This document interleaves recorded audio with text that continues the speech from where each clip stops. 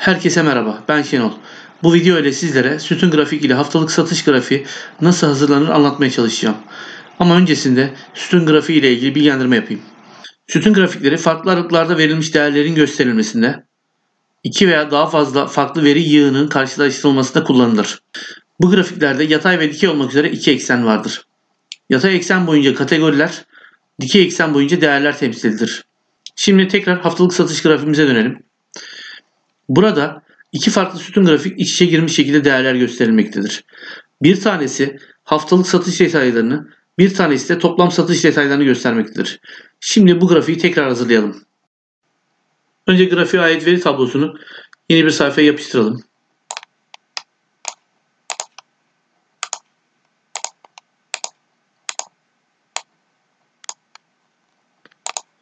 Bu tablodan biraz bahsedeyim. Satışları yapan personellerin isim ve soy isimleri ve hafta içi yaptıkları satışlar. Burada da toplam satışlar görülüyor.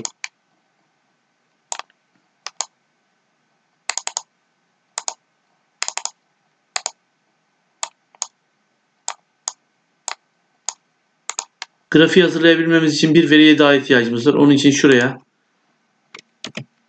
alt veri diyorum. Ve 0 yazıyorum şuraya. Şimdi grafiğimizi yapabiliriz. Bunun için bu verileri seçiyorum. Ekle. Sütun grafiklerden 2B sütun kümelenmiş sütun grafiğini seçiyorum. Biraz büyütüyorum. Şunları alta alacağım.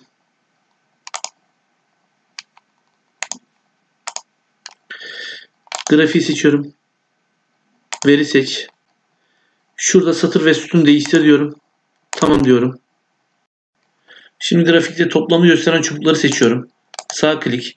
Seri grafik türünü değiştir diyorum. Çizgi grafiğini seçiyorum. Tamam diyorum. Aynı şekilde alt veriye ait değerleri de çizgi grafiğe çevireceğim. Ancak bunu görebilmem için değeri 100 yapıyorum. Seçiyorum. Sağ klik. Seri grafik türünü değiştir. Çizgi diyorum. Tamam deyip şurayı tekrar 0 yapıyorum. Şimdi toplama ait çizgi grafiği seçiyorum. Düzene gidiyorum.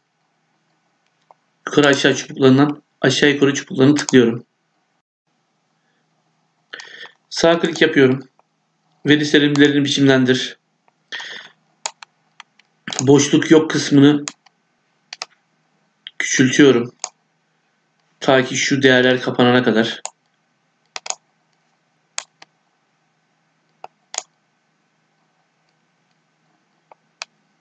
...23... iyi gibi duruyor. 24 yapalım.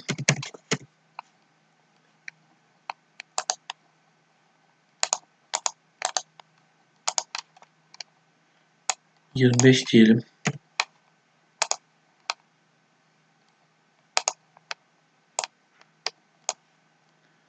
...25 iyi gibi. Şimdi toplam ve alt veri değerlerinin çizgilerini yok edeceğiz. Bunun için buraya tıklıyorum. Sağ klik. Veri serileri biçimlendir yine. Çizgi rengi, çizgi yok. Bunu kapatıyorum. Şunu seçiyorum. Veya şuradan yine 100 yapacağım. Sağ klik. Veri serileri biçimlendir. Çizgi rengi, çizgi yok. Diyorum, kapatıyorum. Şunu tekrar 0 yapıyorum. Şimdi şunların rengini değiştireceğim. Sağ klik. Alt çubukları biçimlendir. Dolguyu gradyan dolgu diyorum. Şunu kaldırıyorum. Şu ilkini seçip şunu ben mor seçeceğim. İkincisini beyaz. Beyazın saydamlığını %100 yapıyorum. Aşağıdakilerin görünmesi için.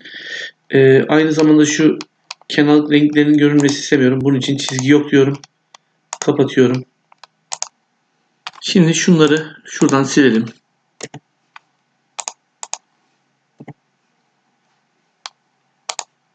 Şimdi ben grafikte şu toplama ait değerlerin görünmesini istiyorum. Bunun için de bunu seçmem lazım. Şuradaki değeri seçmem lazım.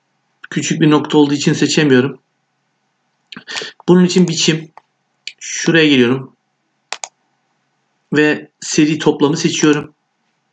Gördüğünüz gibi seçildi. Sağ klik yapıp veri etiketleri ekle diyorum. Değerler geldi. Ben bu değerlerin seçip üstte olmasını istiyorum. Ve büyütmek istiyorum bunu. Bold yapıp büyütüp biçimden de seçip herhangi birini seçip rengini mor yapıyorum. Biraz daha büyüteyim. Yine kalın yapıp biraz daha büyüteyim. Şimdi şu kılavuz çizgilerini değiştirelim. Bunun için düzene gelip birinci yatay ve dikey kılavuz çizgilerini şuradan şunu, buradan da şunu seçelim. Şimdi şuradan şu çizgileri seçip biçimden siyah yapıyorum ve biraz daha kalın hale getiriyorum.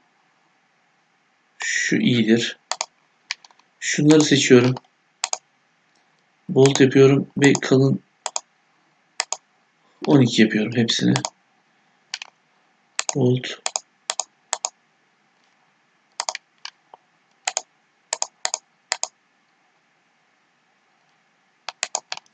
Haftalık satış grafiği ve sütun grafikleri ile ilgili anlatacaklarım bu kadar. Umarım videomu beğenmişsinizdir. Bundan sonraki videolarımı takip etmek ve öğrenmek istiyorsanız kanalıma üye olmanızı rica ediyorum. Şimdi kendinize iyi bakın. Daha sonra görüşmek üzere.